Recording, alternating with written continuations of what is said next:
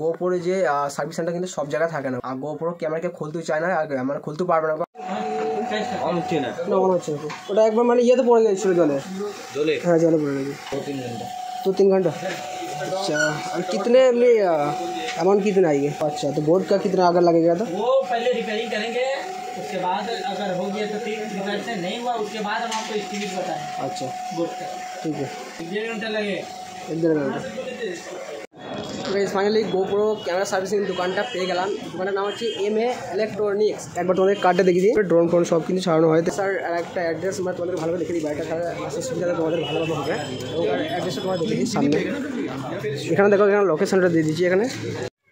হে guys, good morning. তো guys এখন আমি যাচ্ছি গোপ্রো সার্ভিস সেন্টারে। তো আমার যে গোপ্রো ক্যামেরাটা আছে, যেটা নিয়ে আমি ব্লগ করি, তো সেটা কিন্তু আমি যখন পুরী গেছিলাম, তখন পুরী জলে স্নান মানে সমুদ্রে স্নান করতে গিয়ে সেটা মানে ক্যামেরাটা জলে পড়ে যায়, তারপরে কিন্তু ক্যামেরার মধ্যে জল ঢুকে যায়। তারপরে কিন্তু এখনও পর্যন্ত ক্যামেরাটা এখনও অন হয়নি। দেখতে পাচ্ছ ক্যামেরার সামনে রয়েছে কিন্তু, আর কিছুতে অন হচ্ছে না। চার্জ দিচ্ছি কিন্তু চার্জ মানে হিট হচ্ছে, প্রচুর গরম হয়ে যাচ্ছে, কিন্তু তবু কিন্তু অন হচ্ছে না। তো এর আগে কিন্তু একবার এটা কিন্তু জলে ডুবিয়েছিলাম, তখন কিন্তু এই ঢাকনাটা খোলা ছিল, তারপর কিন্তু জল ঢুকে গেল। তখন কিন্তু অনেকক্ষণ চার্জ দেওয়ার পর কিন্তু একবার সুইচ অফ খুলছে, তবু একটু ডিস্টার্ব করছিল, তারপরে চলছিল কিন্তু ক্যামেরাটা। এখন তো একবারই মানে সুইচটা অফ খুলছে না গো।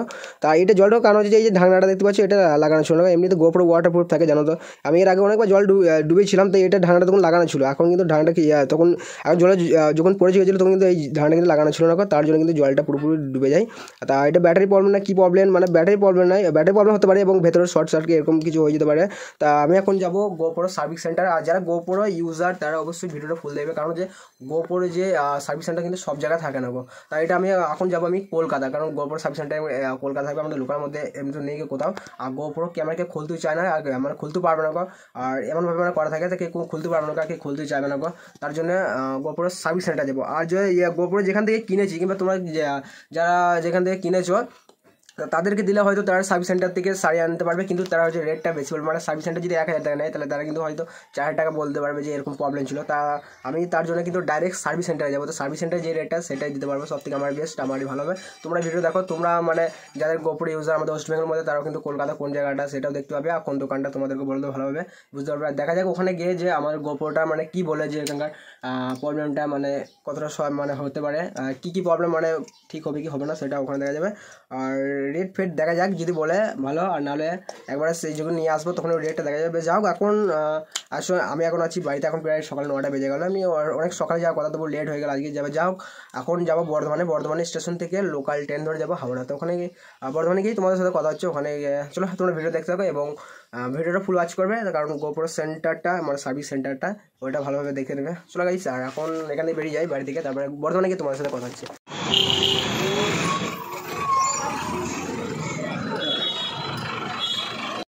তো গাইস এখন চলে এসেছি বর্ধমান জংশনে, আর এখন সকাল 10টা 40 বাজে। এখানে কিন্তু ডিসপ্লেটা দেখাচ্ছে না, তো এইখানটা করে দেখায় যে ট্রেন যাওয়া এবং কখন ছাড়বে। বাট চলো ওখানে ইয়েতে যাই প্ল্যাটফর্মে, ওখানে কিন্তু যেতে মানে অ্যানাউন্স করে দেয় মাইকে, তো ওখানে দেখে নেবো। কিন্তু টিকিট কাটা হয়ে গিয়েছে একটা লোকাল ট্রেনে, চলো ওখানেই যাই। সকাল টাইমে কিন্তু প্রচণ্ড ভিড় থাকে কিন্তু বর্ধমান জংশনটা। এখন সকাল 10টা পেরিয়ে গিয়েছে, তার জন্য কিন্তু ভিড়টা আজকে একটু কম রয়েছে। মানে অন্য সময় আসি কিন্তু প্রচণ্ড ভিড় থাকে স্টেশনে, আজকে কম রয়েছে। তা হাওড়ার লোকাল কিন্তু 3 আর 4 দেয়। তা আমি এখানে দাঁড়িয়ে যাবো, কোনো কথা অ্যানাউন্সমেন্ট করে নেই, কেউ অ্যানাউন্সমেন্ট করুক, তারপরে যাবো কোয়ার্টে যাবো, সব থেকে বেস্ট হবে, তাড়াতাড়ি পৌঁছে যাবো। তা কোয়ার্টের জন্য এখন অপেক্ষা করছি। বর্ধমান হাওড়ার লোকাল কোয়ার্ট 3 নম্বরে, যেটা কোয়ার্টটাই চেয়েছিলাম আমি। চলো 3 নম্বরে যাই যাক।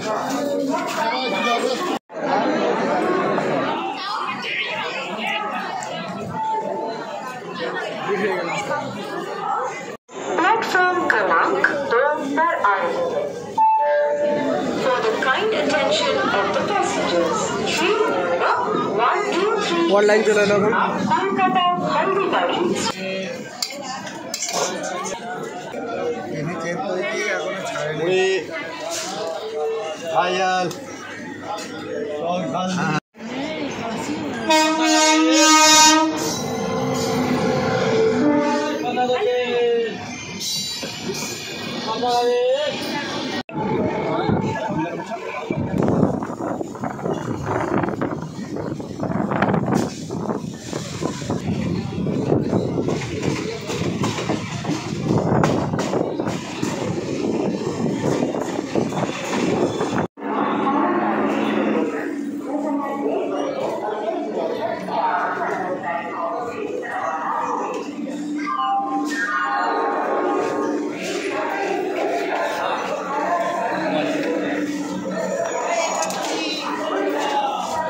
ফাইনালি এখন চলে এলাম হাওড়াতে নেমে পড়লাম। এখন মিনিমাম এখন দেখো 1:30 বেজে গিয়েছে, অনেকটাই লেট হতে যাও। এখন হাওড়া ব্রিজে যাই, ওখানে বাস স্টপে, ওখানে গিয়ে কিন্তু বাস ধরতে হবে। এমনিতে আজকে কিন্তু স্টেশনে অতটা ভিড় নেই, ওইদিকে বর্ধমানের স্টেশনে ভিড় ছিল না, হাওড়াতে অতটা ভিড় নেই, এর থেকে রেকর্ড ভিড় হয়। ও ভাই সাহেব, হ্যাঁ ভিড় আছে, আস্তে আস্তে আমরা ছেড়ে চলে গেল।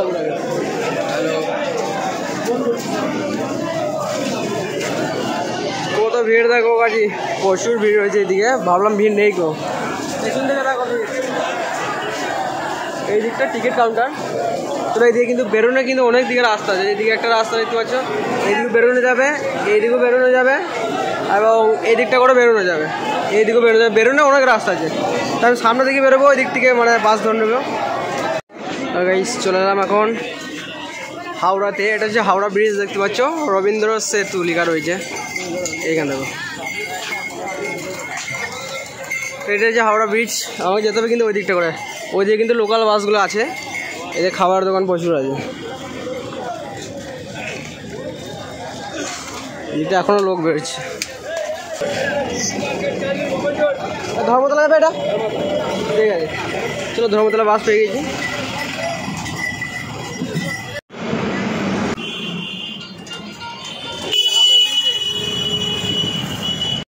তো গাইস এখন বাস ধরে কিন্তু নেমে পড়েছি ধর্মতলাতে। এখন যাচ্ছি আমি ক্যামেরা সেন্টারের দিকে।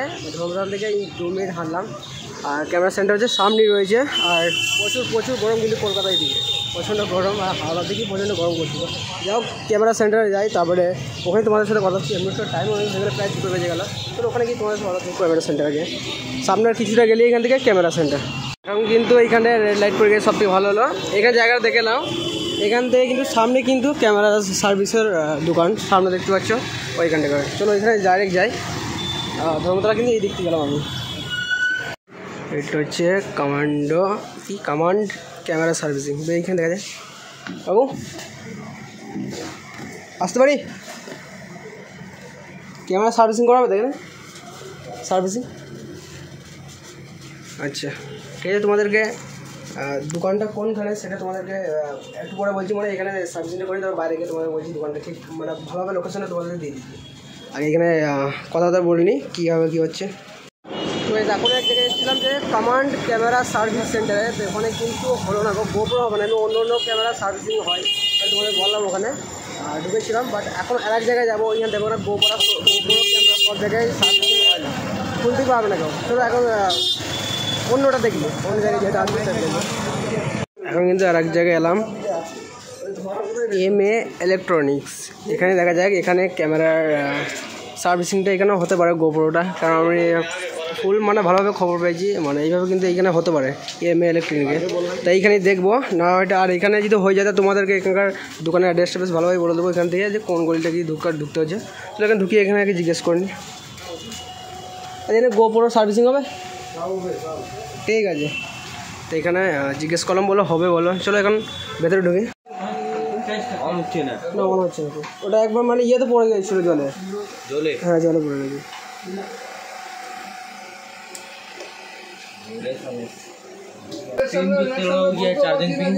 চার্জিং দিচ্ছি তো হিট হচ্ছে,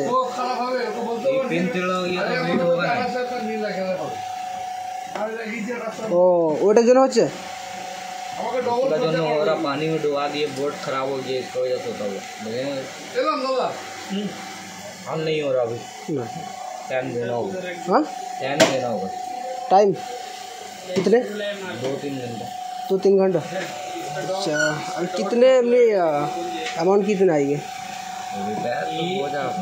हाँ अमाउंट कितना आएगी? वही साल भाई।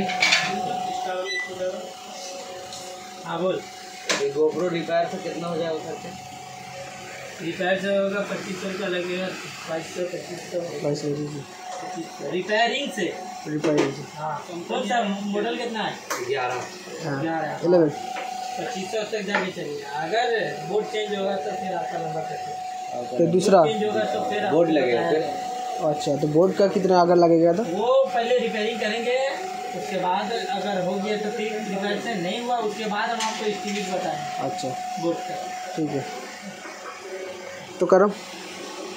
टाइम लगेगा उसमें, संग नहीं हो, टाइम लगेगा। टाइम लगेगा, हाँ 1-1.5 घंटा लगेगा। 1-1.5 घंटा, ठीक लगा। बिल कर दीजिए भाई। हाँ बिल। अच्छा मैं अगर कल आऊँगा तो होगा? कल आइए, हाँ आइए बोर्ड लगेगा तो आपको बता दिया जाएगा। बोर्ड ठीक है, तो नंबर लेना। बिल लाना, बिल। हाँ बिल्कुल। नाम बोलिए। छोटन, छोटन। CHH नंबर बोलिए। 834811 ब्लैक। अरे एक बात यार, ये जो है ना, ये कटिंग को इधर से कटिंग होके खुलेगा, ये थोड़ा थोड़ा दाग होगा डिस्प्ले तक। अच्छा, ये वाला ताकि इसके स्क्रू में दिया हो, यहाँ से कटिंग होके खुलेगा, थोड़ा थोड़ा सा दाग होगा। ठीक है, इसलिए बता दीजिए पहले, तो फिर आप बोलिएगा कि बाद में फिर। तो इसका वाटर प्रूफ चला जाएगा? ऐसे भी वाटर प्रूफ है, जो आप डाले पानी में तो खराब हाँ तो हो वही गया। तो समझ रहे। 1.5 घंटा बाद आइए। 1.5 घंटा। ফাইনালি গোপ্রো ক্যামেরা সার্ভিসিং দোকানটা পেয়ে গেলাম। দোকানটার নাম হচ্ছে MA ইলেকট্রনিক্স। একবার তোমাদের কার্ডটা দেখিয়ে দিই, এই যে কার্ডটা দেখতে পাচ্ছ, এখানে যে নাম্বার দেওয়া আছে এইভাবে মানে যোগাযোগ করে নিতে পারো, তোমরা ইনফরমেশন নিয়ে নিতে পারো যে খোলা থাকে কিংবা হয় কি না হয় তা জিজ্ঞেস করে নেবে। ড্রোন ফোন সব কিছু ছাড়ানো হয়, তো এইখানে এলাম। তো পরে এর পরেরটা যেটা গিয়েছিলাম ওখানে বললো যে গোপ্রো কোথাও সার্ভিসিং হয় না, ও তো হবে না বলছিলো ডাইরেক্ট কমান্ড ক্যামেরা সার্ভিসিং, তা ওইখানে হলো না, তার জন্য আমি এখানে এলাম। এখানে কিন্তু বলো হবে মানে গোপ্রো সার্ভিসিং হয়, তো ওদেরকে সেটা আমরা দেখানো হলো। আপনার 1.5 ঘন্টা টাইম লাগবে। 1.5 ঘন্টা পর বললো যে দেখবে, তারপরে যদি বোর্ড চেঞ্জ করতে হয় তাহলে আমার যেহেতু সামনে বোর্ড তো চেঞ্জ করতে হবে, এর আগে ডিস্টার্বিং ছিল বোর্ডটা। তারপর আমরা জলে একবার পড়েছিল তখন কিন্তু ডিস্টার্ব করছিল, আর আবার একবার মানে ডিস্টার্বিং মানে বোর্ডটা পুরোপুরি যেহেতু সময় চেঞ্জ হবে, এবং 1.5 ঘন্টা পর আবার যদি ইয়ে করে টাইম অনেক লেগে যাবে, আমাকে এমনিতে বাড়ি যেতে হবে, এমনিতে অনেক রাত হয়ে যাবে। এমনি এইটা কতক্ষণ টাইম লাগে দেখো। আর এমনি এখানকে আসার আর একটা অ্যাড্রেস আমরা তোমাদের ভালোভাবে দেখে দিই, বাড়িটা ছাড়া আসার সুবিধাটা তোমাদের ভালোভাবে হবে, এবং অ্যাড্রেসটা তোমার দেখে দিই সামনে। এখানে দেখো, এখানে লোকেশনটা দিয়ে দিচ্ছি, এখানে সামনে কিছু আছে, হ্যাঁ সামনে এখানে আছে দেখা, হ্যাঁ লেখা আছে আয়কর ভবন, ওই সামনে আছে আয়কর ভবন, সেটা এখান থেকে দেখা যাচ্ছে না কখন কিছুটা, ওই দিয়ে গেলে এখান থেকে জুম করে দেখাচ্ছি তোমাদেরকে। সামনে রয়েছে দেখো, সামনে রয়েছে আয়কর ভবন। আয়কর ভবন থেকে কিছুটা হাঁটলে এটালে কিন্তু এই গলিটা, এই যে গলিটা রয়েছে, এই গলিটা গেলেই কিন্তু পেয়ে যাবে।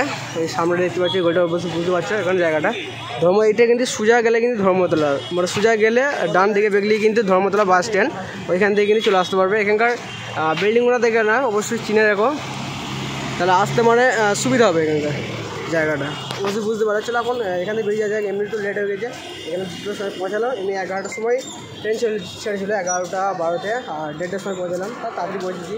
মেন লাইনে হলে আরও লেট হতে হবে। যাও এখন বাড়িতে গিয়ে স্টেশনে যাওয়া যায় এইখান থেকে ধর্মতলা দিকে। এখানে কিন্তু আশেপাশে প্রচুর ধর্মতলাদের দোকান পাবে। এখানে কিছু 3D ফটো দেখো, পিকচার 3D দারুণ কিন্তু লাগছে।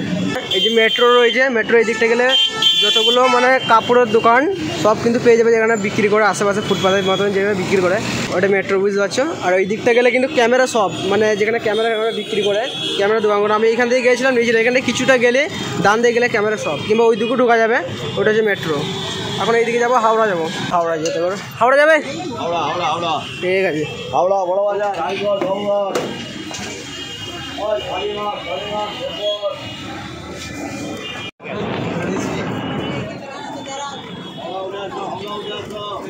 এখন চলে এসেছি হাওড়াতে, আর এখন টাইমটা হচ্ছে 15:22, মানে 3:22 এখানে লেখা আছে। এখন স্টেশনের দিকে যাচ্ছি, আর স্টেশনের সামনে কিন্তু অনেক কাপড়ের দোকান পাওয়া যাবে, খাবারের কাপড় দোকান।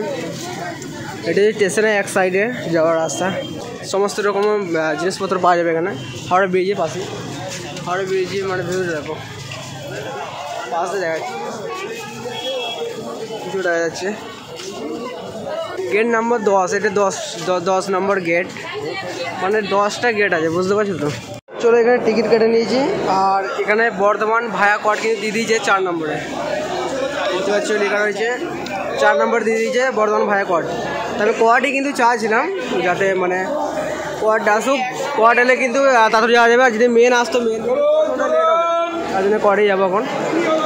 এখানে দেখো স্টেশন প্রচুর ভিড় কিন্তু। চলে এসেছি 4 নম্বরে, দেখতে পাচ্ছ এটা কিন্তু লেখা রয়েছে 4 নম্বর, কোয়াড লাইন কিন্তু লেখা রয়েছে, আর মেন লাইনও দিয়ে দিয়েছে 3 নম্বরে। 3:33 বেজে গেল, দেখা যাক কখন পৌঁছাই বর্ধমানে। সব কটা বগিতে কিন্তু ভিড় রয়েছে, যেখানে ফাঁকা দেখে বগি দেখবো তারপরে ঢুকবো। আস্তে আস্তে আস্তে বেরোতে দাও, বেরোতে দাও। ও ও ভাই ভাই ভাই ভাই, ফাইনালি এখন চলে এলাম বর্ধমান স্টেশনে। ঠিক আছে, এখন টাইম হচ্ছে যে ঘড়িতে 8:17, মানে 6:17। সেই 3:42 কিন্তু ছেড়েছে ট্রেনটা, আর এখন হচ্ছে যে 6:17 বাজে। যা হোক, কোয়াড লাইনে বলে অনেকটা তাড়াতাড়ি এলাম, মেন লাইনে হলে এখনো মিনিমাম 7টা পেরিয়ে যেত। এই ট্রেনটাই আবার এখন কাটোয়া লাইনে পড়ে গেল 8 নম্বর প্ল্যাটফর্মে। এটা কিন্তু কাটোয়া যাবে 8টার সময় ছাড়বে, 8:30টার সময়। চলো আমি এমনিতে চলে এসেছি, এদিকে বেরিয়ে যাবো এখন। তো গাইস ফাইনালি এখন চলে এলাম বাড়িতে। আর গোপ্রো সার্ভিস সেন্টারটা কোথায় সেটা অবশ্যই তোমরা বুঝতে পেরেছো। আর একটা কথা মনে রাখবে যে গোপ্রো সব জায়গায় সার্ভিসিং হয় না, কেউ খুলতে পারবে না, সেটা তোমাদেরকে ভিডিও স্টার্টিংয়ে বলে দিলাম। তারপর ওখানে গিয়ে প্রমাণ করে দিলাম, মানে এক জায়গায় গিয়েছিলাম, ওখানে সার্ভিস সেন্টার লিখেছে যে অল ক্যামেরা সার্ভিসিং হয়, এরকম ইনফরমেশন পেয়েছিলাম। তারপরে ওখানে এমনি লেখাও ছিল যে সার্ভিস সেন্টার ক্যামেরা। তারপর ওখানে গিয়েছিলাম, গোপ্রোটাকে নিয়ে বলে, প্রথম জিজ্ঞেস করলে কী ক্যামেরা, গোপ্রো বলে এই গোপ্রোটা এখানে হবে না, বলে যার কাছে কিনেছো তার কাছে যায়। আমরা ঠিক আছে। তারপর আমি যে দোকানটা গেলাম ওইখানে কিন্তু অল ক্যামেরা সার্ভিসিং হয় এবং গোপ্রো সব কিছু হবে, রিফাইন সব কিছু হবে বললো, যে সেটা তোমাদেরকে মানে দেখালাম, বুঝতে পারলে। আর হচ্ছে যে গোপ্রোটা বলে যে ফুল সার্ভিসিং, মানে সার্ভিসিং করতে বোর্ড চেঞ্জ বাদ দিয়ে বলে যে 2200 টাকা এরকম পড়বে, আর যে বোর্ড চেঞ্জ করতে সেটা আলাদা, বলে যে কন্ট্যাক্ট নাম্বার নিয়ে নিয়েছে, তার জন্য ওরা কল করে বলে দেবে বললো, নাহলে আমি কল করে নেবো। আর এমনি তো অনেক লেট হতো, নাহলে ওইখানে বসে বসে করে নিতাম, বলে যে 1.5 ঘন্টা লাগবে ওটা মানে দেখতে, তারপরে বোর্ডটা চেঞ্জ করবে কি না চেঞ্জ করবে, নাহলে না চেঞ্জ করতে হয়তো সঙ্গে সঙ্গে হয়ে যেত। বাট অনেক লেট হয়ে যেত, কারণ আমি লেটে বেরিয়েছি, তার জন্য ওই যে আমার ওইখানে পৌঁছানো কলকাতায় মানে হাওড়াতে পৌঁছানো হচ্ছে যে 10টা কিংবা 11টা এরকম টাইমে যদি পৌঁছাতাম তাহলে বাড়ি ঢুকে পারতাম 2টো থেকে 3টা, কিন্তু ওইখানে 1:30টার সময় পৌঁছেছি, তার জন্য বাড়িতে অনেক লেট হয়ে গেল, বাড়ি ঢুকতে 7:30 বেজে গেলো, বুঝতে পারি তোমরা। আর তোমাদের ওখানকার যেতে কিংবা ক্যামেরার বিষয়ে আর কোনো কিছু জানতে হলে অবশ্যই কমেন্টে তোমরা বলে দিও, ওখানকার অ্যাড্রেস অবশ্যই বুঝতে পেরেছো, যারা বুঝতে পারে ভালোভাবে তারা কিছু জানতে হলে অবশ্যই কমেন্টে বলে দেওয়া। চলে গেছে। আর এখন মতো এই ভিডিওটা ইনস্টা করছি না, দেখা যাচ্ছে তোমার সাথে নেক্সট ভিডিওতে। আর একটা লাইক করে দেবে ভিডিওতে। সবাই এভরিওয়ান, বাই।